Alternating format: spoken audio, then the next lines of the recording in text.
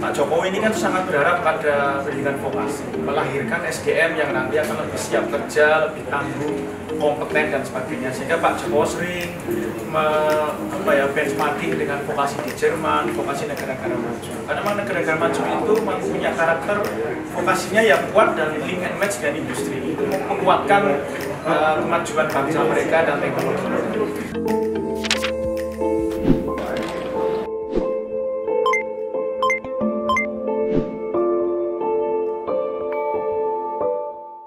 Pendidikan vokasi adalah Direktorat Jenderal baru di struktur organisasi Kementerian Pendidikan dan Kebudayaan atau Kemendikbud. Pembentukannya berdasarkan Peraturan Presiden Nomor 82 Tahun 2019 tentang Kemendikbud yang ditandatangani pada 16 Desember 2019. Perpres ini sebagai wujud dari semangat Presiden Joko Widodo menciptakan lulusan yang berkompeten dan siap kerja. Direktorat ini kemudian dipimpin oleh Wikan Sakarinto. Wikan dilantik oleh Mendikbud Nadiem Makarim pada Jumat 8 Mei 2020 lalu. Wikan merupakan mantan dekan Sekolah Vokasi Universitas Gadjah Mada.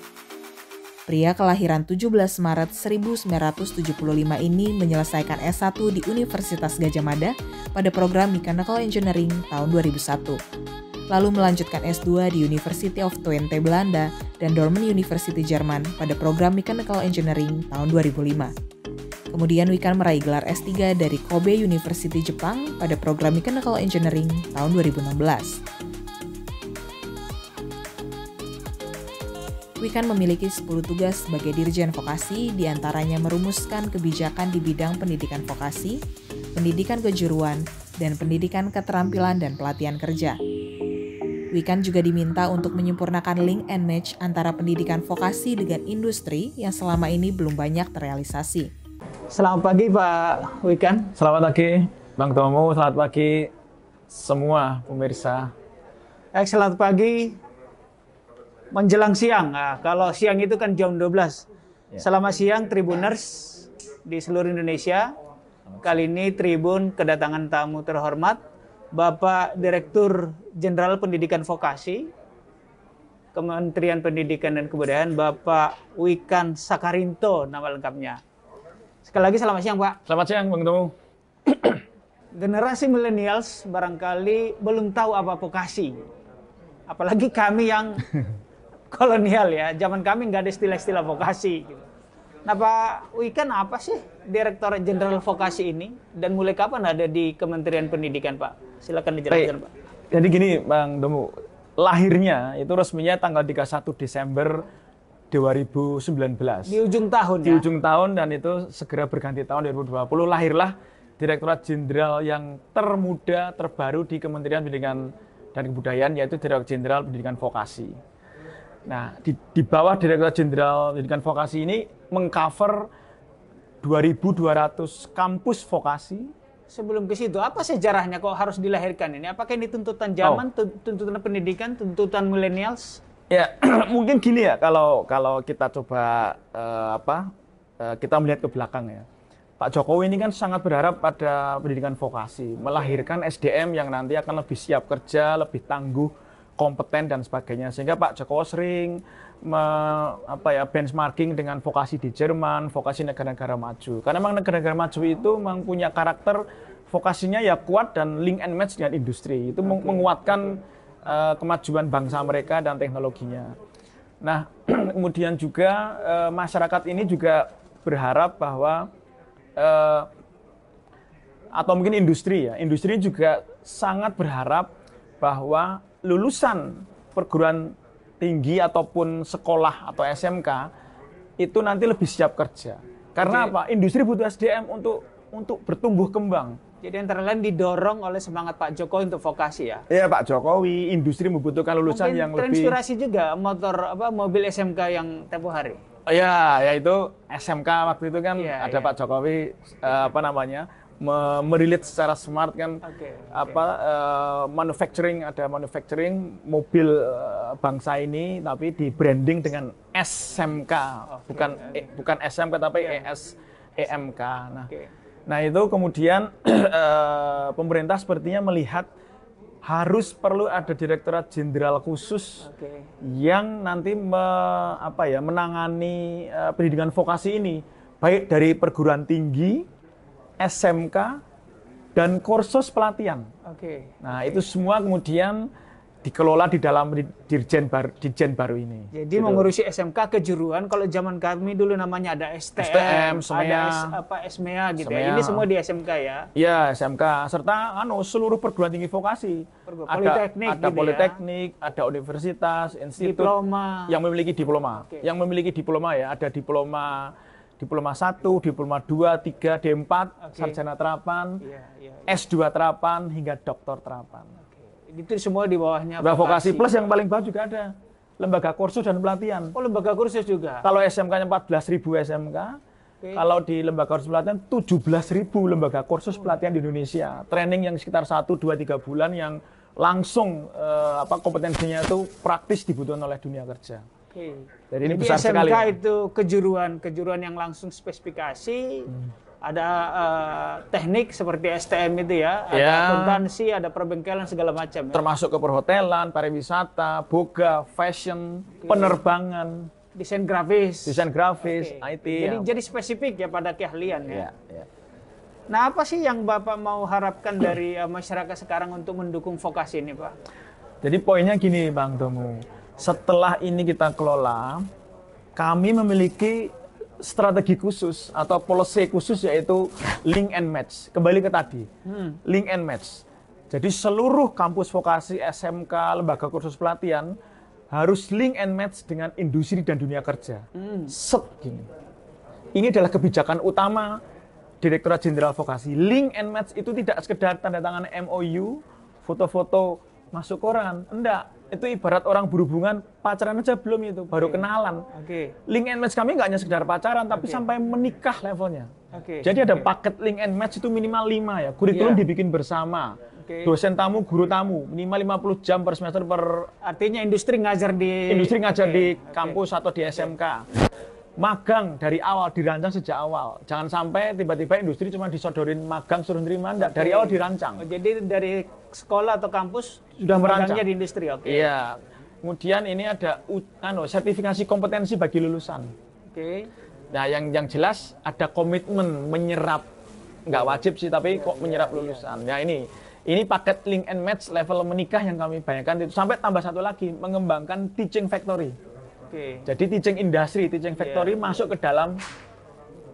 Nah, jadi sejak awal industri dilibatkan masuk ke pendidikan ya, sehingga mereka saat di kampus atau di sekolah pun, gini yang akan nanti dikerjakan real. Exactly, jangan sampai kejadiannya itu kita masak lulusan, diterima di dunia kerja harus di training ulang. Buang duit, buang waktu, buang tenaga. Mendingan kurikulum training ini masuk menjadi kurikulum di SMK atau kurikulum di kampus vokasi.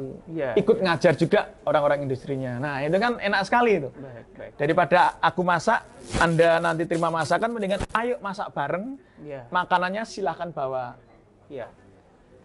Pak Wikan, masih banyak anggapan di masyarakat kalau saya mau jadi pejabat ya kan. Kalau saya mau pintar, mestinya SMA. Tidak SMK. Itu bagaimana cara menjelaskan ini supaya bagus? SMA atau SMK atau mau milih akademik atau vokasi, itu sama-sama bagus dan sama-sama baik, Mas Dom. Dengan catatan, harus passion. Passion ya, empati. Harus ada hati, passion, ada ketertarikan pada bidang ilmunya, bahagia belajar di situ, plus punya visi, kedepannya mau ngapain. Nah, mau masuk kampus vokasi atau kampus akademik S1, atau mau masuk SMK atau SMA, dua-duanya bisa jadi pemimpin. Karena pemimpin itu tidak hanya technical skill, tapi soft skill, leadership, manajerial. Itu yang buat mereka jadi pemimpin. Mau menggunakan ilmu vokasi atau menggunakan ilmu akademik, dua-duanya itu butuh soft skill. Mereka lah yang akan jadi pemimpin nanti. Jadi jadi pemimpin bisa aja dari sini. Saya juga dari vokasi. Oh, dari vokasi. Pak, mohon dijelaskan dengan mudah untuk kira-kira pelajar SMP. Karena ini akan menentukan SMP. Bagaimana cara menjelaskan ke mereka? Anak-anak SMP, kalau kamu mau jadi dokter, masuklah SMA. Ya. Tapi kalau kamu punya pabrik, bengkel, montir, masuklah SMK. Bagaimana menjelaskan sehingga dari SMP mereka persiapkan diri? Saya agak awal ke depan lagi yang jelasinnya ya. Jadi kalau sejak SD malah ya? SD atau SMP lah, SD atau SMP. Tadi Bang Dembung kan nanyanya SMP ya. Saya coba dari SD dulu. Anak-anak SD belajar keras untuk mendapatkan nilai tinggi. Oke. Agar apa? Bisa masuk ke SMP favorit. Ya. Nah, ini yang menurut saya kurang tepat. Karena bukan sekolah favoritnya, tapi belajar dengan passion itu tadi. Oke. Jangan sampai anak-anak kita sejak SD atau SMP belajar itu adalah berkompetisi untuk dapetin nilai tinggi akan terima di sekolah favorit. Iya. Itu membuat anak-anak kita tidak siap passion dan tidak siap soft skill-nya. Iya. Karena cuma ngejar kognitif nilai tinggi agar bisa masuk SD atau SMP favorit. Nah, kembali ke SMP. Ketika nanti sudah masuk SMP, akan memilih SMA atau SMK, tentukan dulu apakah dia itu cocoknya adalah pada hal-hal yang analytical, Ya. high analytical, Ya. maka dia harus masuk ke SMA dan masuk S1 nanti. Oke. Tapi kalau Oke. dia cocoknya lebih ke hands-on, Ya. practical, Ya. tapi tetap ada mikirnya loh ya. Ya. Jangan cuman praktek kok nggak ada Iya, teorinya. Masuklah SMK, bisa sampai ke D4, Iya. atau bisa sampai ke S2 terapan di Jerman, Oke. atau di Taiwan, dan sebagainya. Nah, ini harus kembali ke anak SMP dan orang tuanya tentunya. Apa passion anak itu, dan apa cita-citanya, serta bagaimana menentukan studinya itu ya berdasarkan itu. Jangan dibilang masuk sekolah favorit itu jaminan sukses, belum tentu. Kalau nggak ada passion dan nggak punya visi masa depan, Iya. nggak jelas. Berarti dua sisi, si anak harus mengenali passionnya mulai dari kecil. Ya, passion itu harus tahu. Passion tahu. Apa ketertarikannya? Orang tua pun harus membaca minat anak ya. passion Exactly. anaknya. Jangan dipaksakan ya. Exactly, jangan dipaksakan. Jangan sampai gini. Jangan sampai mau jadi apa misalnya ya, Iya. jadi dokter misalnya Oke. ya, jadi dokter. Jadi dokter itu kerjanya apa? Ditanya ke anak itu, oh nanti bisa ngobatin, bisa nyuntik. Hanya itu yang kamu pahamin dokter. Pahami dulu dokter itu harus sampai ke ke spesialis. Oke. Harus tiap malam tidur di rumah sakit itu. Nah, cocok enggak dengan passion kamu hidup seperti itu? Atau jangan-jangan kamu nggak tahu, misalnya hobimu apa? Menyelam, berenang. Nah, Oke. kita bisa mengkaitkan hobi itu dengan kompetensi mengelas. Loh, kok mengelas, Pak ya? Jadi tukang las begini. Jadilah tukang las yang bisa mengelas di dalam air. Iya. Bisa mengelas bangunan-bangunan di dalam air atau kapal di dalam air. Iya. Itu per jam $500. 500 dolar. Sebulan bisa ngelas berapa jam? 10, 20, 30 jam. 14.500. Kalikan $500 per jam loh. Iya. Nah, Iya. kalau kamu passionnya di bidang teknik dan menyelam misalnya, pertanyaannya ya, apakah bidang pekerjaan itu orang tua sudah pada tahu? Nah, orang tua ini juga perlu dipahamkan bahwa masa depan itu perubahannya luar biasa.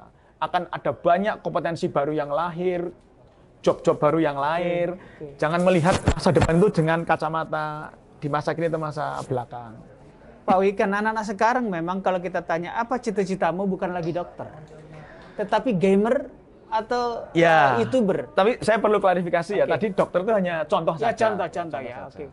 Nah, bagaimana? Apakah ini sudah semakin cocok untuk anak-anak yang baru? Jadi masuklah ke SMK begitu. Ya, termasuk itu. Apa cita-citamu? Jadi gamers. Orang tua kan mesti langsung terguncang gitu. Ya. Harusnya jadi PNS kan, Ya. atau kerja di BUMN, kantoran, ini malah jadi gamer. Ya. Pasti terguncang. Nah, ini memang memunculkan satu transisi waktu pemahaman. Kalau memang bakatnya itu kuat, ya nggak apa-apa jadi gamers. Gamers itu kan juga luar biasa. Nah, itu kalau gamers itu masuk ke SMK bisa, atau mungkin masuk ke SMK multimedia, atau masuk ke SMK IT juga bisa. Pendidikan SMK atau vokasi atau yang kami awam mengenalnya politeknik, ini memang langsung pekerja terapan. Ya.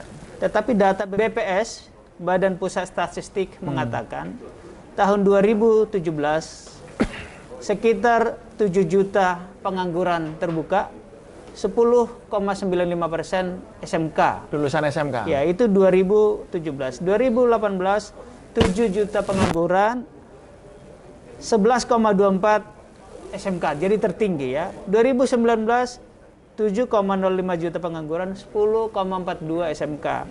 2020 kabar baiknya, angka pengangguran juga menurun menjadi 6,88 juta dan SMK juga menurun, kontribusi terhadap pengangguran itu 8,49 juta, tapi masih yang tertinggi, Pak.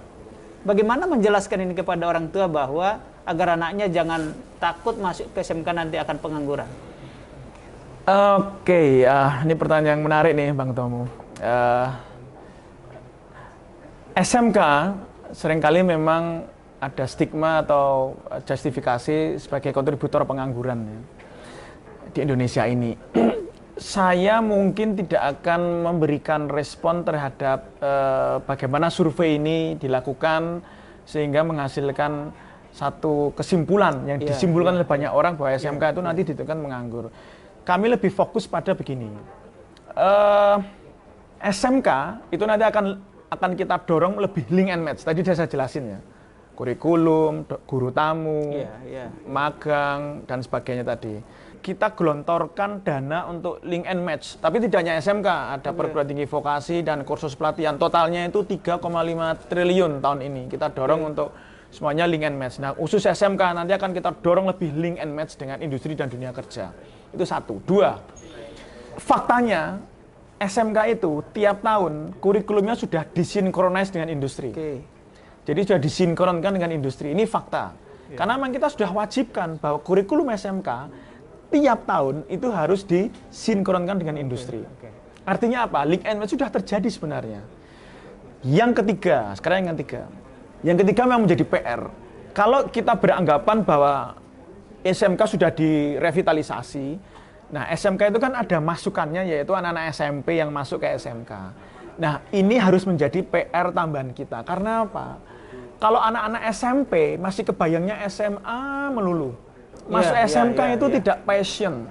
Atau mungkin kurang paham visinya dia kenapa masuk ke SMK. Bisa dibayangkan, raw material yang tidak passion, ketika diproses, lulusannya ya belum tentu jadi kompeten. Kompeten itu apa artinya, Mas Domu? Kompetensi adalah lulusan itu berani bilang, aku bisa apa. Bukannya ini ijazahku. Kalau ini ijazahku itu artinya aku sudah belajar apa. Bukan aku bisa apa. Nah, di dalam situ ada hard skill, soft skill yang kuat. Nah, ini kalau kembali ke proses, kita akan rombak kurikulum SMK menjadi lebih pure dengan industri. Jadi kita akan sedang menyusun kurikulum SMK yang baru ini. Nanti di dalam kurikulum itu kita berikan kemerdekaan SMK untuk mengisi kurikulumnya menikah dengan industri. Tapi PR-nya ya ini harus ada edukasi masyarakat. Kalau anak-anak SMP dan orang tuanya masih beranggapan bahwa SMK itu seperti masa lalu, salah. Masuk SMK itu bisa lanjut ke D4 atau sarjana terapan, bisa sampai ke S2 terapan, atau kalau kerja lulus SMK profesional jadi tukang las underwater welder itu. Jadi ada dua poinnya. Satu, ya kita akan perbaiki terus SMK itu kurikulumnya, guru-gurunya kita training, guru-guru kita training dan sertifikat industri. Yang kedua, kita memang perlu meningkatkan proses edukasi pada masyarakat, termasuk orang tuanya, bahwa masuk SMK itu pilihan tepat asal passion. Yang ketiga, ada satu lagi, industri. Kalau nanti lulusannya makin kompeten, maka hargailah lulusan ini dengan lebih baik. Nah, ekosistem ini kalau terwujud, seharusnya setiap tahun kan dah turun itu pengangguran SMK. Nanti nggak turun tapi ngedrop lagi, moga-moga. Pak Wikan, Tribuners, Dirjen Pendidikan Vokasi ini baru dibentuk 31 Desember 2019 dan Pak Wikan baru 4 bulan. Iya, 3,5 bulan saya 3,5 bulan gabung di Direktorat Jenderal. Apa target-target Bapak untuk mengurangi tadi kontribusi pengangguran SMK terhadap angka-angka pengangguran Indonesia, maksud saya? Iya. Langkah-langkah apa yang akan Bapak lakukan ke depan? Satu policy utama, yaitu link and match. Link and match. Link dan sesuai. Istilah ini sudah kami dengar waktu dari Pak B.J. Habibie loh, Pak. Oh, sudah lama, dari zaman Pak Wardiman dulu, tahun 80-an. Tapi benar-benar link dan benar-benar match. Ngelink dan cocok. Nah, mungkin selama ini, beberapa itu masih mengartikan link and match itu tanda tangan MOU, itu sudah link and match. Atau mungkin mengundang guru tamu atau dosen tamu ngajar terus pergi itu sudah link and match. Atau mungkin mengundang orang-orang industri ya, maaf, guru tamu dari industri ya. Mungkin mengundang dari industri untuk duduk ngelihat kurikulum, kasih masukan, pergi, kurikulum dirubah seperti apa, dia nggak tahu, itu sudah nganggap link and match. Enggak. Link and match itu sampai level menikah tadi itu, kurikulum, guru tamunya rutin 50 jam per semester per prodi, magang disusun dari awal, uji kompetensi, sertifikat kompetensi diakui industri, serta komitmen serapan plus teaching factory. Nah ini paket link and match yang kita lakukan minimal 5 tahun ke depan kita dorong.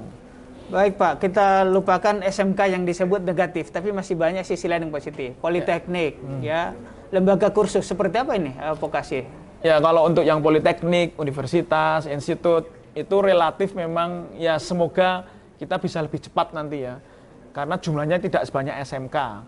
Dan SDM-nya mungkin tetap kita training lah, tetap kita link and match juga. Sama politeknik kampus pun juga harus link and match dengan paket itu tadi ya, teaching factory, bahkan sampai riset di perguruan tinggi vokasi itu tidak boleh tiba-tiba langsung publikasi Bang Tomu. Baik.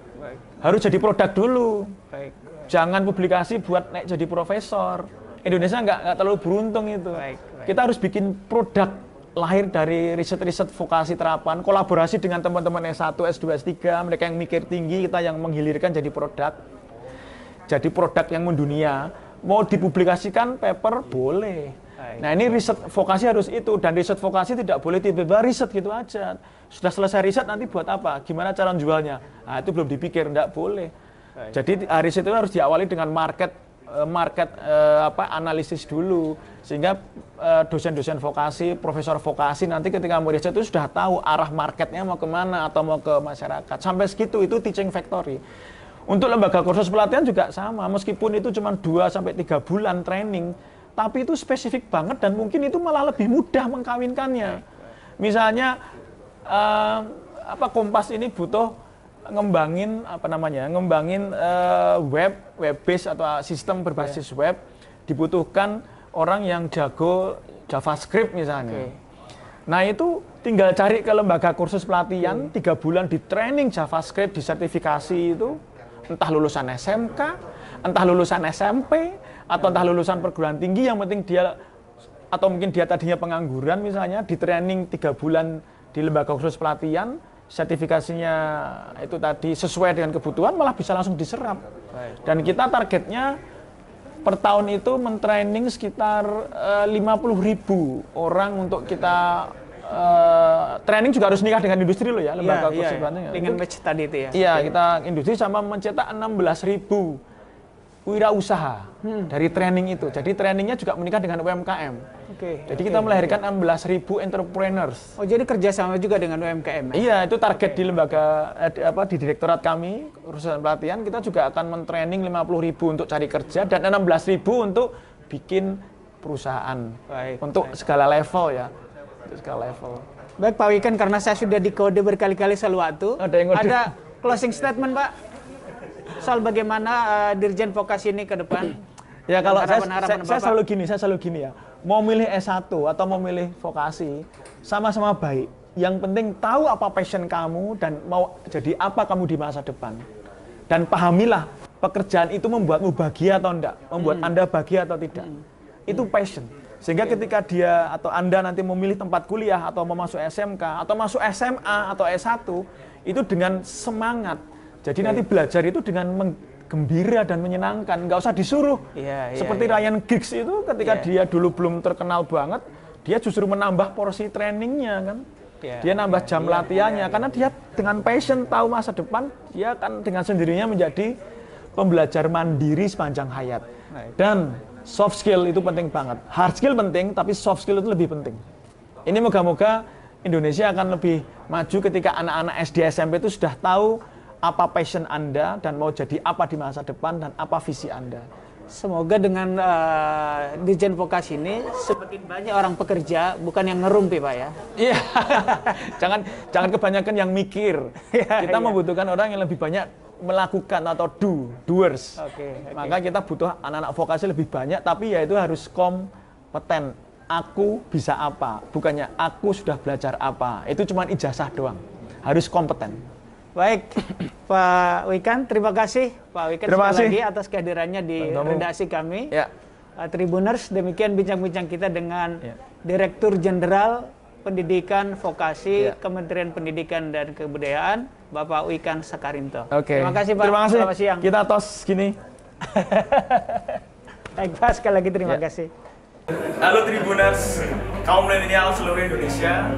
Nama saya Wikan Sakarinto dan saat ini saya menjabat sebagai Direktur Jenderal Direktorat Jenderal Pendidikan Vokasi. Saya ingin menyampaikan sesuatu.